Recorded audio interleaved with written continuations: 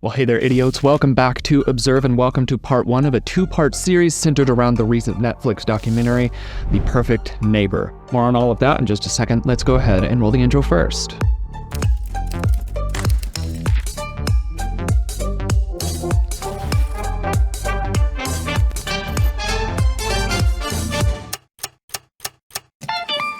I wanted to start off today's video by suggesting you go and watch the documentary itself before watching this, as the documentary includes far more footage and visual context, as well as some of the verbal context and situational context around this case to be able to add more clarity. So go and watch that first.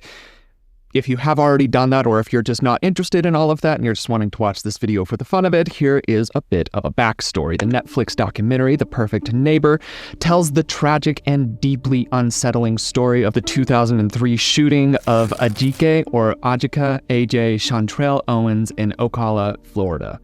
This case and the film that follows it explore how an ongoing neighborhood conflict spiraled into violence and how the American justice system ultimately responded. At its heart, this story is about a confrontation between two women who lived just a few houses apart. 35-year-old mother of four, Ajike Owens, and her neighbor, 58-year-old Susan Louise Lorincz. For years, there had been tension in their small residential community of Quail Run. Law enforcement records and body cam footage show that police had responded to multiple calls involving disputes between Lorincz and neighborhood children, including the Owens' kids. The interactions, though relatively minor at first, became more and more heated over time. Complaints of harassment, noise, and trespassing built an atmosphere of hostility and fear on both sides. On the evening of June 2nd, 2023, that tension finally reached its breaking point. That night, Owens' children were playing outside near Lorintz's property. According to witness statements and the subsequent investigation, an argument broke out after Lorincz accused the children of misbehavior. This was a repeat accusation. At one point, she reportedly threw a roller skate towards them and used harsh and inappropriate language. The frightened children ran home to their mother, who then walked over to Lorintz's door to confront her. What happened in the next few moments would change two families forever. From inside her home, behind a locked and closed front door, Susan Louise fired a single bullet through the door.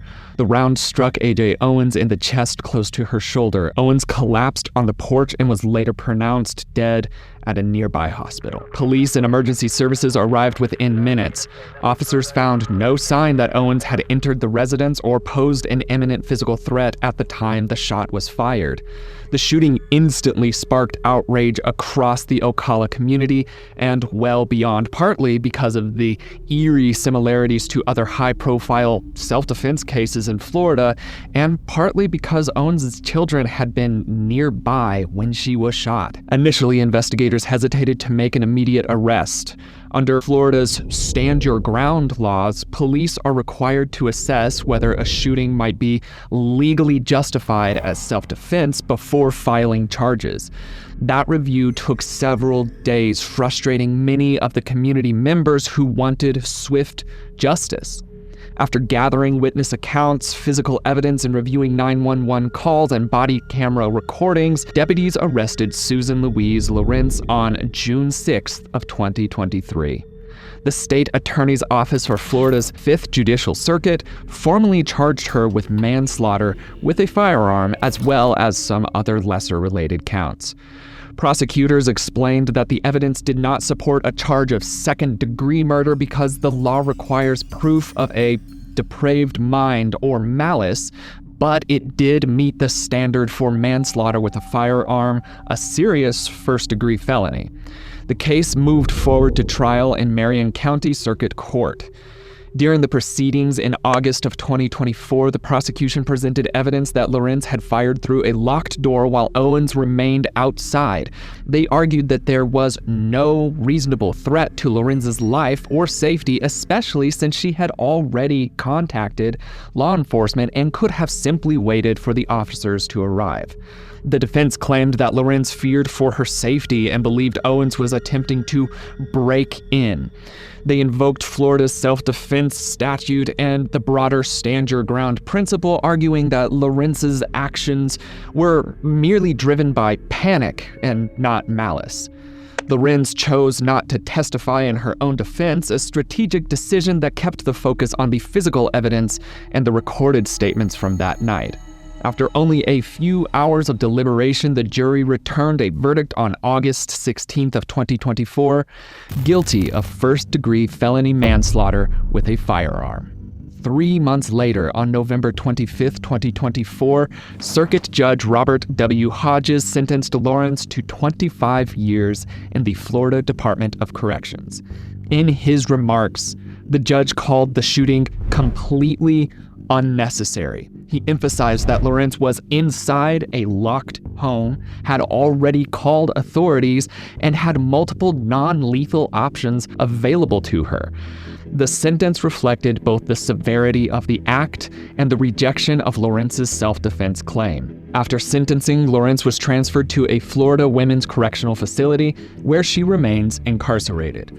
The legal outcome was straightforward, but the implications of the case reached far beyond a single courtroom. It reignited a debate over Florida's self-defense laws, particularly whether they offer too much latitude for the use of deadly force when perceived threat is not immediate. Critics argue that the case illustrates how fear, bias, and miscommunication can turn routine neighborhood disputes into complete tragedies. Supporters of the stand your ground law, on the other hand, contend that it is designed to protect people in their homes even if they make tragic mistakes under pressure.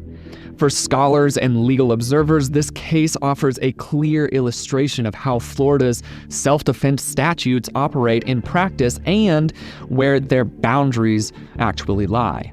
The distinction between perceived and actual threat, between fear and justification, becomes the dividing line between lawful defense and criminal homicide. For the community of Ocala, the case remains a cautionary tale about escalation, empathy, and the human cost of fear. It's also a story about systemic response, how investigators, prosecutors, and judges balance due process with public pressure, and how the law ultimately interprets the difference between self-protection and unnecessary violence. For Ajike Owens' family, the 25-year sentence cannot undo the loss of a mother, a daughter, and a friend. But for many, the conviction offered at least a measure of accountability, an acknowledgement that firing a weapon through a closed door without an immediate threat cannot be justified under the law. In the end, this is not just about one tragedy. It's about the delicate line between vigilance and fear. It's about how our perceptions of threat can distort our reality, and it's about what happens when the mechanisms meant to keep us safe, our homes, our laws, and our instincts collide with the human impulse to act first and then think later. This case reminds us that safety, justice, and empathy must coexist, or we risk losing all three. In a neighborhood like Quail Run, where a simple argument between neighbors turned deadly, the question isn't just what happened, it's what could have stopped it. And that's a question that will continue to echo long after the closing credits of the documentary roll. This brings us to the analysis portion of this video. Due to popular request, I have painstakingly poured through the entire documentary footage in order to extract the segments that exhibit the most engaging nonverbal portions. My goal in this analysis is to add a richer psychological context to what was shown in the original piece. I will be focusing on multiple aspects of both verbal and nonverbal communication in order to establish patterns, peel back facades, and hopefully achieve a clearer understanding of the minds behind the case. With all of this history, context, and disclaimers out of the way, it's time to begin the analysis portion. What's your call for? I called because the lady across the street on the phone hit me with a sign. Her children were walking their dog on the property. It clearly says no trespassing, and they're always walking the dog. The dog's always taking a crap. There's poop on the sidewalk. There's all kinds of stuff. I said, can you please keep the dog over there I was going to take a picture of her dog, and he said, "You're taking a picture of my children." I'm like, "No." And then she just got in my face and sure put the sign through at me and hit me in the head. I mean, you could see she really threw it at me.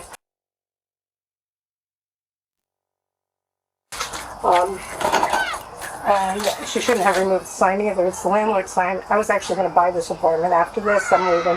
I'm not going to buy the quad. The fact that I didn't actually get her throwing the sign at me. Nobody actually saying that they saw it. No independent witnesses that are credible. So. How convenient. Alrighty. All right, thank you so much. Yes, ma'am.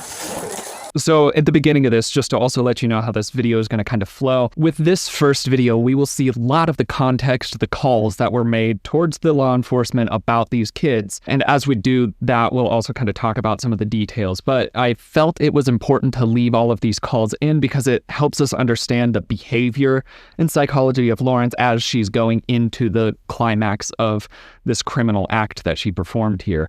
And so you can hear when she's speaking to the officers, the story that she's presenting, she sounds like she's a perfect little angel. Nothing that she does is wrong, and it's all of these rowdy, terrible kids and all of their trespassing and all of that. And then it gets around to the sign, and this is where it starts to become a little bit more tangible already that she's embellishing aspects of things. So with that sign, as you can see, it's one of everybody's seen them. They make realty signs out of this stuff. They make warning signs. They make trespassing signs. It's a cheap, lightweight plastic. Oftentimes within the layers of the plastic, it's like a honeycomb kind of texture to, again, make it even lighter. So this sign being hucked at her so strongly that it did damage or whatever she's trying to claim, we can see very quickly it's not a huge risk. And the sign should not have been, the sign being thrown, even if it had been hucked directly at her, that should not have been escalated to the point of I'm going to call the police. So that lets us know a couple things. First, Lorincz is willing to embellish her side of the story to make it sound like she's been more victimized than she actually has. And two, she's overtly reactionary to it. She's willing to escalate it to a much higher degree without there really being a justification for it. Now, had her story been completely true and these kids were trespassing on her land, they were not. And they had genuinely, intentionally, just out of the blue, went and tried to hit her with a sign, then sure, that would be a little bit more understandable. However, as we continue through this and we see more of these calls, you'll gain more of the context around this specific behavior. We're already hearing some of these problematic indicators of things. Not too alarming, but it is still something to make note of. Then at the very end, as she's trying to confirm, like, okay, so since I wasn't injured from this sign throwing thing, then you can't press charges. And they respond, well, that and nobody else, literally no one else in the neighborhood saw this happen, or we couldn't verify that in any way, so no, we can't really make any charges. You see her overt nonverbal reaction to that. You could see her throw her eyes into a big eye roll, and she's doing the shrug and nodding her head off to the side to show that she feels that response is outrageous. It's ridiculous. I can't even believe that is your means of approaching this, which, if you look at it more third-party view, the law enforcement's approaching it appropriately. Her response to their handling of it is extremely inappropriate from the very beginning, even though it is a little bit lower lying at this level. And we can also see that she's very happy to manipulate and twist aspects of her storylines in order to garner more attention and sympathy for herself. This is a pattern which you will see. We'll watch through each of these calls and kind of break down what we can glean from them each time. If those people aren't complaining, I can't kick them off that property. Well, then I'll send the cease and desist letter to them. I'll have my lawyer do it. There is, in the real estate laws, you should know this, that you have a right to peaceful, quiet enjoyment of your property. Yeah. You know, that is in the law. Well, it's civil, so we don't really deal with that. I understand, but those kids shouldn't be over here. Okay. They shouldn't be screaming and, running around either. I mean, the parents aren't attending them. Obviously, they're just, I understand it's a nuisance, but I'd rather kids be screaming because they're out here playing and have a good time than stealing cars and robbing people. So. All right. Well, you have a good night. to be able to help add some context, if you haven't seen the documentary, again, go watch that. It will add so much clarity and richness to this video. But if you haven't seen it, the trespassing is something that comes up repeatedly. And so the way that this is set up is that Lorincz lives in said house, and then there is land next to her that is open. It's an open field sort of situation. She has rental ownership, and she's only renting the location, so she doesn't even own it, but she rents to a certain property line, which is a small slice of this larger, almost field park area. And so she's complaining that any time that kids play in this field, even if they don't cross the property line, that they're trespassing and being problematic. At very best, it's just a mild complaint. However, the person that does own that field has gone on record to say that he gave permission to the neighborhood and the neighborhood kids to play in said field or park. So the kids are actually playing in full legality in this area. And as the officer said there, it's such a more positive, encouraging atmosphere for kids to be in. Like, let them play, let them be outside in the field. However, Lorincz does not function that way. She wants to have everything exactly her way. Another thing that she does here, besides, again, bending this factual aspect of where the actual property line is and where the trespassing happens, she also then starts to try to talk down to the law enforcement officer at the time by explaining aspects of the law, which, frankly speaking, she doesn't know very much about. And that is shown very clearly throughout the rest of the documentary. She has a very, very loose concept of what the law is, much less so than what the officers that showed up on the premises would have. I have to commend the officers for not biting in. She's a very argumentative person, and so it's easy to try to bite back into that and start an argument. They do a good job keeping it clean and moving right on forward.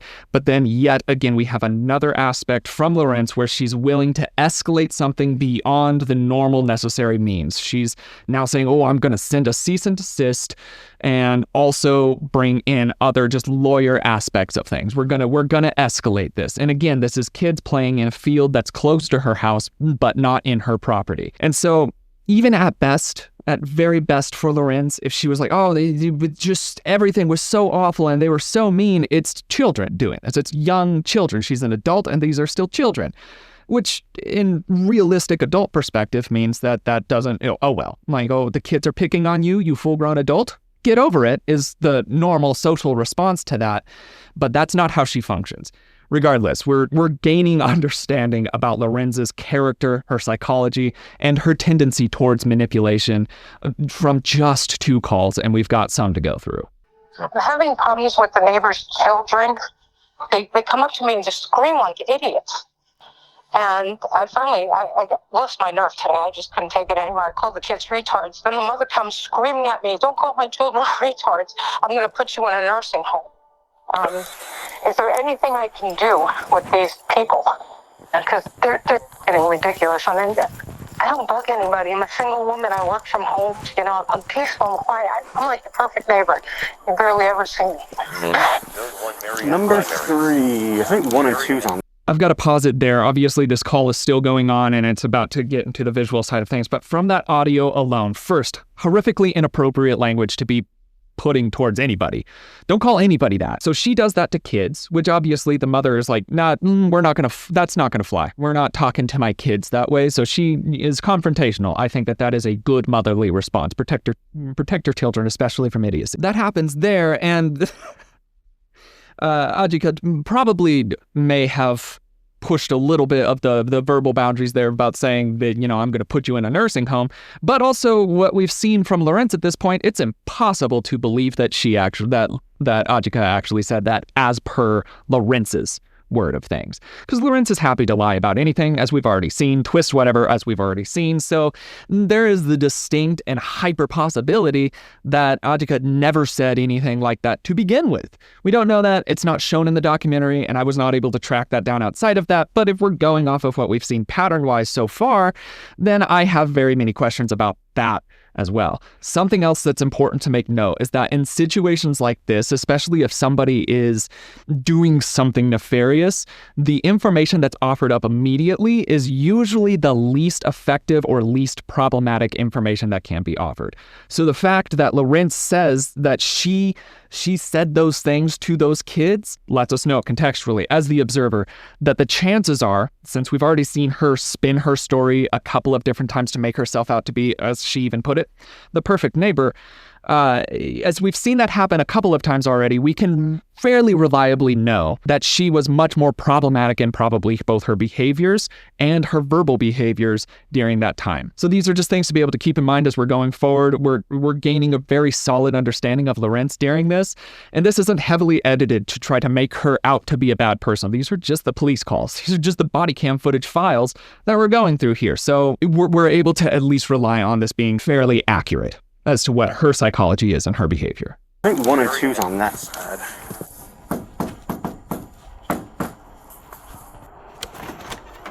Hello, Sheriff's Office. What's going on this evening? Lots of children screaming their full heads off, running around.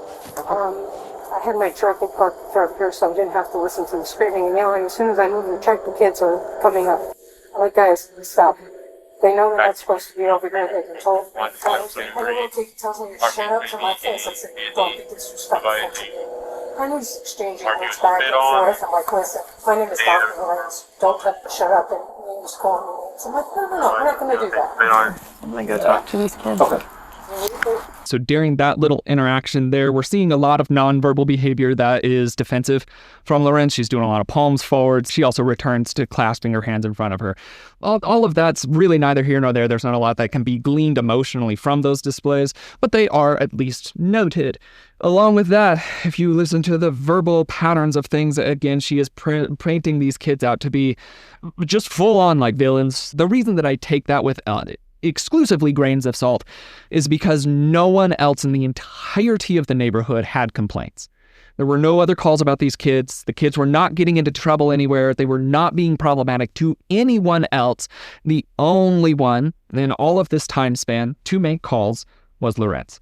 And so she has this proclivity towards whining, towards complaining, towards bemoaning her own state of things, which I find utterly exhausting to be around. Another thing that I was just curious about, because I always pay attention when people pop off like this specific way, is that she says, my name is Dr. Lorincz, and you don't talk to me, don't say shut up, you gotta respect me, blah, blah, blah, all of that.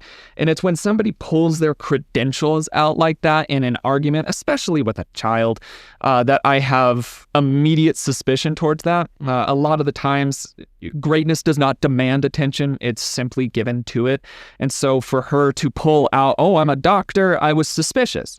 And so I did a good amount of digging. I tried very hard to see, is there any record of a Dr. Lorincz in all of Florida? And the answer is no. And beyond that, I was not able to find any other sources who had done the same digging as me that could confirm. So long story short, she's not a doctor. So she just lied about being a doctor to this child who's antagonizing her, at very worst, antagonizing her. This lets us know so much about how Lorincz will present stories. All that we've noticed so far from Lorincz is that she will lie at every possible conceivable step if it allows her to be perceived as more of a victim and more in the right in her perceived reality, which I do not think is what everybody else's reality is. I think that she perceives her own special way of living, and that eventually did come to catch up with her in a very, very powerful way. It's an open field for them to go play. It's not an open field. It's two parcels that one belongs to him, one belongs to the neighbor. It's not an open lot. Okay, so it doesn't even belong to you. I understand. Okay, so we've instructed the kids to not bother you. Okay. Or if you come out and you say something to them, they're supposed to go get their parents and what about her threat that she's going to come and drag my ass and beat me? Well, that's not what she said, according to her. Oh no, that honest to God, she said. Okay, well, at the end of the day, it's she said, and on top of what the kids said that you had came out and you were coming at them in an aggressive manner, and they thought that you were going to hurt him. So oh yeah, I'm sure. I have to believe you, but I also have to believe them.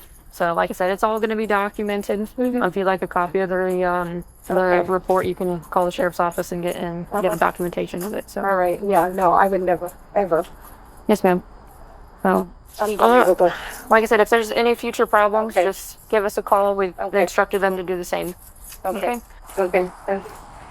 This also reveals some more aspect, both verbally and non-verbally. At the very end there, she says that she would never, ever, blah, blah, blah. Simply not true. She's already behaved rather problematically even in the local law enforcement's eyes. At this point, they're already kind of getting a little bit fed up with Lorincz for calling in repeatedly about kids being kids. Something that she does non-verbally and verbally when she's talking about, oh, what about the time where she said she was going to drag me out and beat me and blah, blah, blah. When the officer confronts and kind of pushes back against that a little bit, you see a specific nonverbal cluster that will reappear. You'll see it kind of come to fruition at the end of the second video. But this hand on chest and then honest to God, with the whole mouth agape and eyes wide. It's a very overtly acted out response system to things. And she does that at other points when you know, and you can factually know, that she's lying about something or manipulating information. So seeing that come in there now, with the context of looking into the case, I know that this is starting to come in when she's trying to manipulate.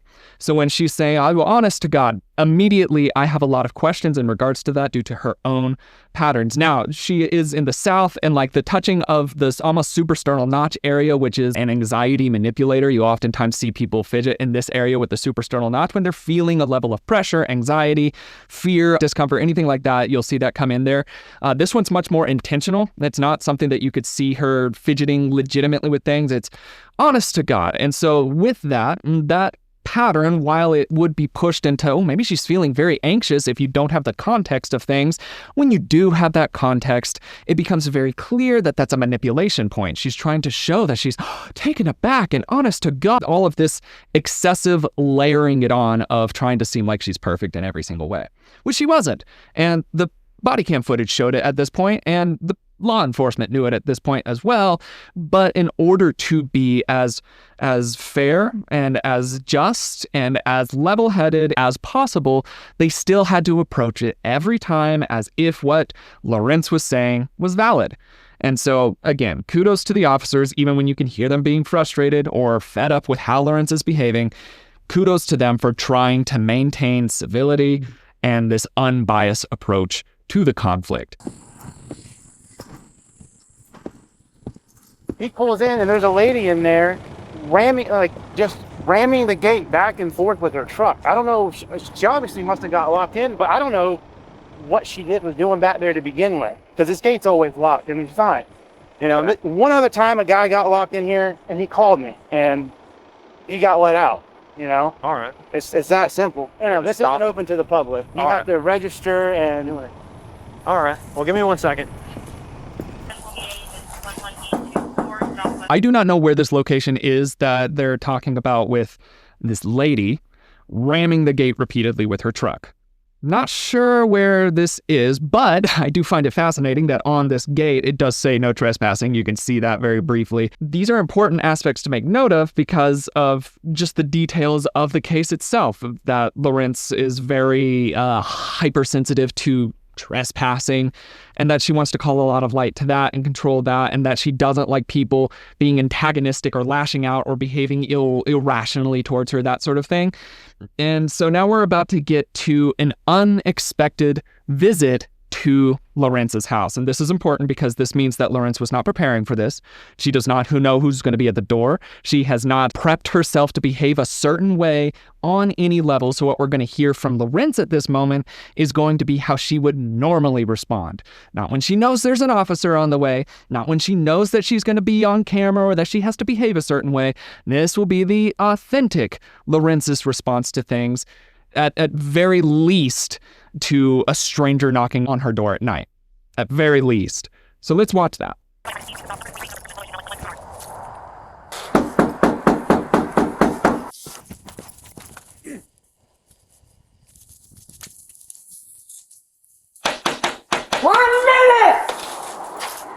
Jeez.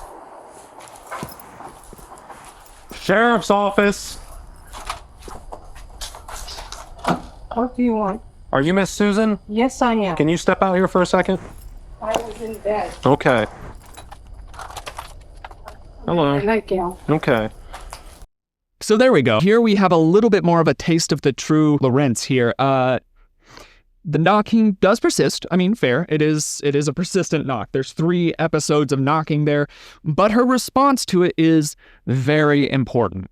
To that sort of urgency, if this were anybody else, I mean, for instance, if you're watching this and you were, I don't know, late at night, maybe you had fallen asleep, something along those lines, and somebody was insistently knocking at your door, is your first response anger and lash out, or is your first response at worst suspicion, maybe a little bit of anxiety, something along those lines? For most people responding in areas of uncertainty, their response to that sort of stimuli, especially at night if you're living alone, especially as a woman living alone, the response is not anger. You're not going to lash out. You're not going to be aggressive to whatever's happening out there. You're going to be cautious at most realistic levels.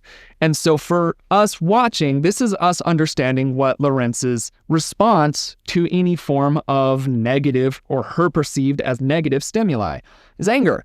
She's going to be frustrated. She's going to yell. She's going to use inappropriate tone for the situation that's at hand. And then after that, when she opens the door, what do you want? Kind of thing. We're getting an understanding. This is her when she's not prepped to be the perfect neighbor. This is her when she's caught by surprise. This is going to continue on forward, and we're going to see some more problematic behaviors and self-victimization, things like that. Let's watch. I just have a couple questions for you. My name's Deputy Paddock with the Marion County Sheriff's Office. Okay. Where were you at today? Here? You were here? Yeah. Is that your pickup truck out there? Yes, it is. Okay. I just have to read you something before I ask you anything else, okay? Okay. Did you let anybody use your pickup truck today? No. No? And by your knowledge, your pickup truck was here the entire day? I went out earlier today because I had a flat. Okay. That's never expanded on. Went out because she had a flat. Interesting. But yeah, never expanded on. And it also doesn't add any clarity as to why she was in this no trespassing, not open to the public zone. Okay. Do you mind just stepping out here just for a second? Okay. So I have to read you this because I have to ask you very direct questions. Okay. All right? You have the right to remain silent. Anything you say can be used against you in the court of law. You have the right to talk to a lawyer and have him present with you while you're being questioned. If you cannot afford to hire a lawyer, I'm freezing. Sorry. just no, come back out here. No. Let me just get something on. You understand each of these rights as I've explained them to you. Yes. So that real quick that's going to continue on for a second, but now we're also able to see behaviorally her response to people in authority towards her. She does not accept that. Even at this area, she's in a nightgown. This is a fully equipped officer. And even with that, she is willing to interrupt him in the middle of a fairly important aspect of what he's saying because she's chilly and wants to get a cardigan or a jacket or something along those lines. And the needing of something because you're chilly is okay. The way she handled it in the face of authority that's addressing her without any actual negative thing yet. This is, for all that she knows, this is just an interaction that she's having. Maybe it's something else to do with the kids, something along those lines.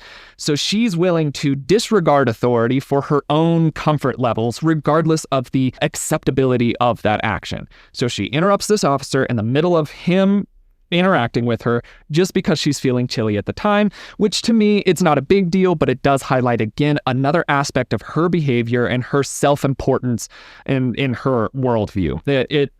It just continues to pile on. Yes. Having these rights in mind, do you wish to talk to me now? No. What? No. No? Okay. So, since you don't want to talk to me, what I'll have to do is I'll go and find the truck driver that saw you there and do a photo lineup, and then when he identifies you, the person's going to want to press charges, so they'll come back here and have to. I've already asked you. You told me you didn't want to talk to me. Anything else you say, I wouldn't be able to use at all. So I'm not gonna go forward with this. If you don't want to talk to me, that's fine. That's your choice. I didn't realize what it was. I'm sorry. You've already you realized what it was because you pretty much started saying it beforehand, and now you've said that you don't. I'm not gonna do that. Okay. Good. It's taking medication. That's why I didn't even know to talk.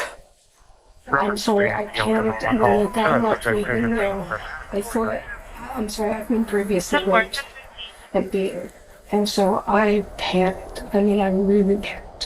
So, and I thought I was in trouble. Like, I thought someone was going to harm me. okay, so here's the issue that we're going to have, all right? He wants somebody to pay for his gate because you severely damaged his gate. So severely damaged her. I mean, I'm okay. I just freaked out. Okay. Well, I'll go down there and talk to him, okay? I get you. Okay, so there's the wrap up of that. She's very confrontational and very uncooperative. Are you willing to talk to me? No.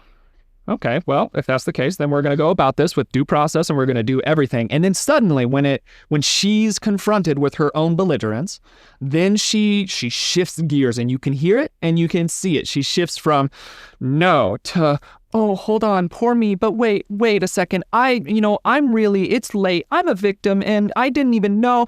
And she dives deep down the victim train of things. At first she's saying, oh, I didn't know that I couldn't talk to you because I'm on medication or whatever her lame excuse is for that. So that's the first excuse of things. And then when it comes around to the actual damage that she did to another person's property, then she dives even deeper down a rabbit hole of victimhood, which I was not able to confirm the claims that she's making about her past, which those claims that she's making are severe claims. Those are very traumatizing and they can encourage irrational behavior and other points that might trigger flashbacks or experiential feelings around that.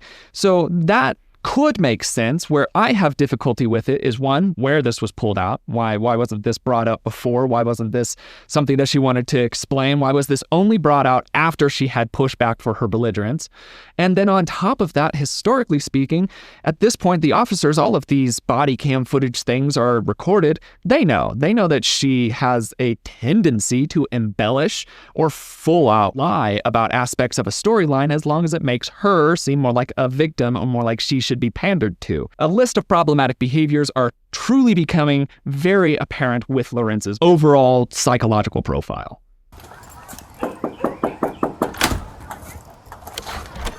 Hello, how are you? Good. Is it Susan? Yes. Okay, what's going on?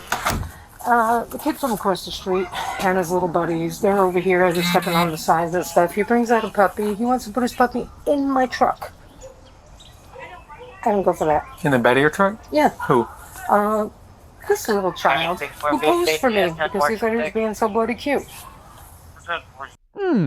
Interesting thing. So now we have a moment of, she's obviously called law enforcement again about kids again. And so she's prepped and knock, knock, knock, opens the door. Hey, how are you? I am so perfect. I'm wonderful. Ignoring the last time that I called. Let's just stick to the idea that I'm the perfect neighbor. How are you doing? The big issue today is that somebody tried to put a dog into the bed of a truck, which I get that. It's personal property. Don't put your puppy into somebody else's car. It's pretty inconsequential and, big scheme of things, but I can at least sympathize that she doesn't want people touching her stuff. Okay, cool. I get that. Now, what I find to be a little bit more revealing about her psychology and how she views the people that she lives around is the disgust that comes across her face when the officer asks for which child did this. You can see her as she's pulling out her phone. You could see clear indicators of disgust come into the corners of her nose. And that happens very briefly, but that also lets us know, due to that brevity, it's likely not something that she was consciously trying to push in there, nor does that service her storyline right now.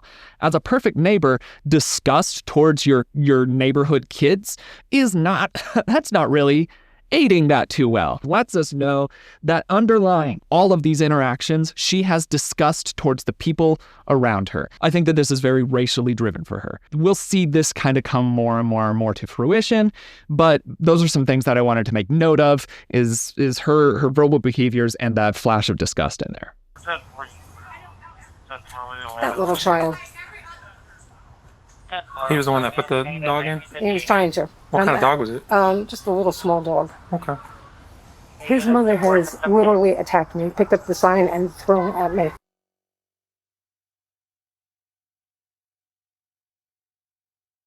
I literally don't do anything over here. I'm quiet. I expect my neighbors to be respectful. Mm-hmm. Okay, thanks. Pausing here for a couple of things. First, it's interesting, the dog that's mentioned, we never see it, but she says it's small, and other people in the community say that it's a bigger dog, and that the child mentioned couldn't even lift that dog to try to put it into the bed of the truck. So it likely wasn't a thing that happened. She says it's a small dog, blah, blah, blah.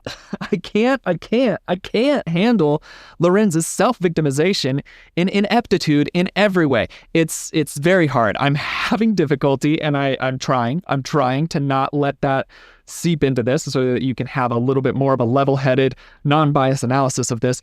But she's frustrating to me. Very endlessly frustrating to me. I had a lot of difficulty making it through this documentary. Right, I apologize if this is happening at all. Yeah, apparently they've been stomping out her signs and like running past her windows and screaming and like ding dong ditching her and knocking on her door. There does come a point where you kind of have to accept that you live with a bunch of kids. She's also the only one that ever calls. They just keep, they're trespassing. Called an officer out last night, nobody shows up. I guess the mother of the children maybe have interceded. She was out there waiting. I mean, I just have the burnt sign that they threw. And I'm like, all right, you're sending me a message. Thank you so much. Do you want to see them go to jail or do some sort of recourse for it? Yeah, absolutely. I hope that also paints some things out clearly to you, is that she, again, now she's in the police station again complaining about kids trespassing, which I do on some level believe that probably the kids didn't respect that trespassing boundary 100% of the time. I also believe that it's not to the degree that she's presenting it because of all of the evidence that pushes us towards that direction. But then I find it interesting at the very end of things, the officer that's speaking to her mentions jail time, and she's like, oh, of course, or some other response to their behaviors. Jail time is what he leads with, and her response is, oh, of course. And so that lets us know, as the audience watching this, as the police that were going through this at the time, that she wants to have negative reactions happen to these kids. She wants bad things to happen to these kids because they're trespassing on her land and throwing these really heavy 1-ounce signs at her and things like that. Like, these kids should go to jail. I find that to be fairly revealing of her character and, again, how self-important she is. Something that could have probably circumvented so much of this is if she invested $50 in a pair of noise-canceling headphones, and when the kids were outside being loud and annoying, put those on, listen to your music or listen to a podcast or some nature sounds. Maybe for her sake, she should probably have done some breathing exercises and focused on maybe controlling her own things instead of trying to control everybody around her, and that would have solved so many of her noise complaints. But instead, we can go her route. 911, what is the address emergency? I got kids trespassing again. They're leaving all the toys around. They're just screaming, yelling, just being absolutely obnoxious. I went and threw the roller skates over to the other side. The kid says I'm going to beat you up for that. Is he out there right now? Yeah, there are several kids out there right now, and I'm fearing for my life. I'm very scared. Was there any weapons involved? No. And the kid's saying I took his iPad and all this other shit. It's just absurd. I don't like the kids threatening me that they're going to beat me up, that they're going to get someone else to kill me. And this is just ridiculous. They just keep badgering me. I'm just sick of these children. Now that they're home from school, it's like, craziness. All right, do you want you to avoid that person and then keep your doors and windows locked? An officer will be dispatched as soon as possible. Do you want the officer to contact you? Please, yes. In this, she is painting herself out as an overt victim. I'm fearing for my life. Again, these kids, like I said, it looks like the oldest one's maybe 14. I saw, I think maybe like an older brother that floated around but was not regularly involved in these interactions. All of the kids that are really kind of being mentioned here were younger. Again, 14 maybe at the oldest, all the way down to, it looked like there were maybe some like 5-year-olds to like 7-year-olds involved. And so with Lorincz saying, I'm so afraid of these kids and they're threatening I'm afraid for my life by these 5-year-old kids. To me, it also then puts into maybe a little bit of perspective her other prior stories where she was claiming that she had been abused and beaten in a prior thing. She used similar language then, but now we have the context of what the actual scenario is with these children being involved, and so it makes me question that as well. Because at every point, she will twist and turn what did or didn't happen in order to paint herself out as a specific personality, which is a victim. And on top of that, she shifts so quickly to I'm afraid for my life to this is ridiculous, I'm fed up with this is all outrageous, that sort of language and lingo, which is aggression. That's not fear, that's aggression. And aggression, anger, is a catalyst, which lets us know what her actual emotional state is anger. Not really fear. Maybe a little bit of fear. Maybe, like, if we want to play devil's advocate, possibly. We have a lot of suspicions about that due to her patterns. But maybe, but definitely anger, which also fits with her patterns. Now we're about to get to a lot more of the troubling, difficult areas of this. Just be prepared. This is emotionally, it's a lot. As this continues forward, it's a lot. 911 said I just took the emergency. 166 Southwest 157. Oh my God, this lady just tried to break down my door. I shot the door. Okay, what is your name? Okay, what's going? Take a deep breath, honey. Pausing here because we're going to make note of some of the things that we're hearing verbally. One, again, this is 2 minutes later, which this will come into the interrogation process later on, which you will see, I think, in the second half of this, or the second video of this series. But she's saying all of these things, and we're hearing possible hyperventilation. We're hearing her stumbling over her words. She seems to be having difficulty getting the clear thought out, which this all could be in support of going through a traumatic event like that. We have to keep in mind her patterns with this, but it does sound as if she's having some physiological difficulty talking about these things at this moment. The emergency response person has said, take a deep breath. Let's hear how this goes from now. Calm down. I didn't know what to do. I grabbed my gun and I shot at the door.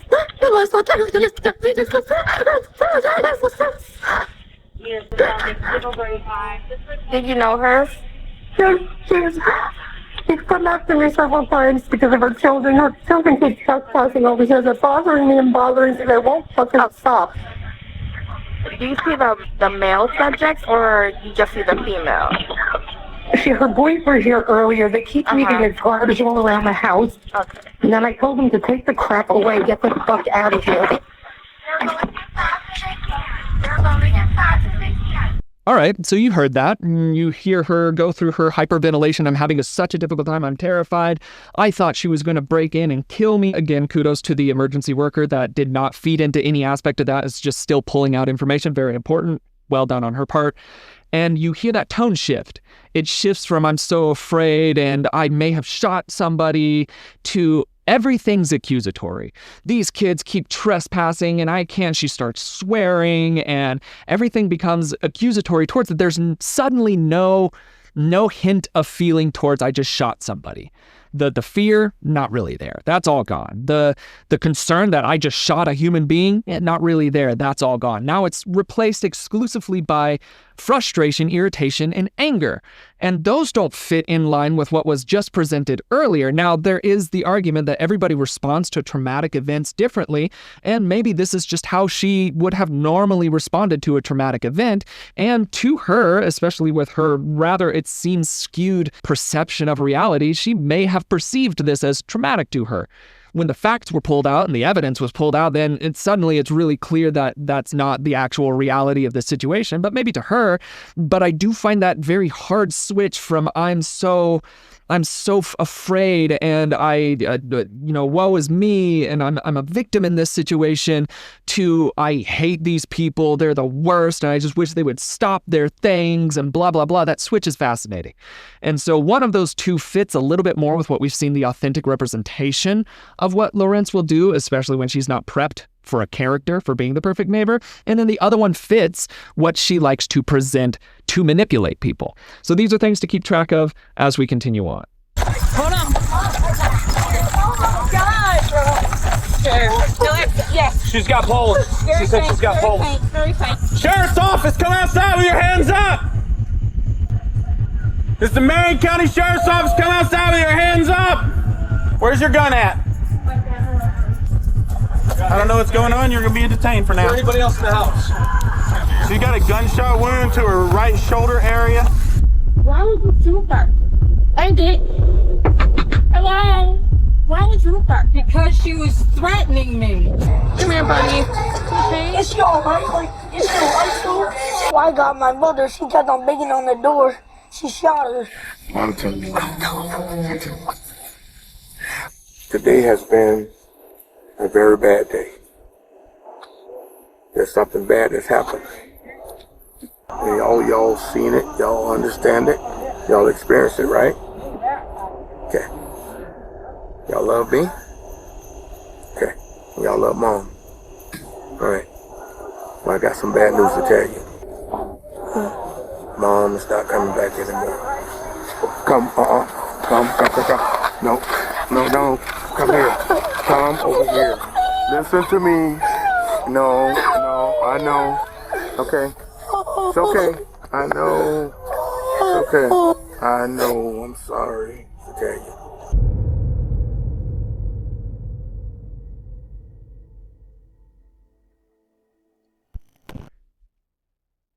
And yeah, so that's where that's going to wrap up. So much of what was hard for me during this case was that the most affected people by this were the kids. Like, and they, during all of this time, all that they seemed to be doing were being kids, maybe a little antagonistic at times, but just kids. Man,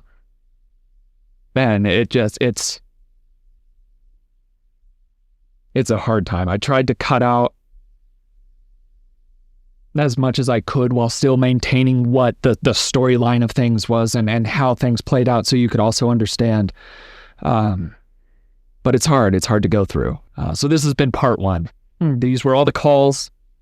This is everything that we got to see of Lorintz's behavior, her nonverbal communication, her verbal communication, the patterns that we could find, the ways that she manipulates or twists truth, the way that she presents herself in victimhood, things like that, and all of it being centered around her desire to control. And I feel a level of racism from her as well. So the second video of this is going to be going through her interrogation footage as the officers interact with her. We'll be able to reference portions that we saw today, and kind of compare and contrast those and gain an understanding of Lorincz herself. I personally feel that the 25 years doesn't seem sufficient. I think a stronger sentence would have been more appropriate for this, considering what the kids went through for that. But also 25 years for a woman of Lorintz's age is still pretty much a life sentence, so at least that's justified. But I hope you did enjoy this video. Sorry if this was a difficult time for you as well. If you would like to be able to see the second half, stay tuned for next week's. Hopefully Netflix lets me get this out. There's always going to be a copyright battle, so I'm a little suspicious, but hopefully this makes it out and you're able to see it. And if you would like to see the rest, let me know in the comments. But that's all that I got for the day. My name is Logan, and you have been oh so awesome as you always are, and I will see you in the next video. Cheers, guys.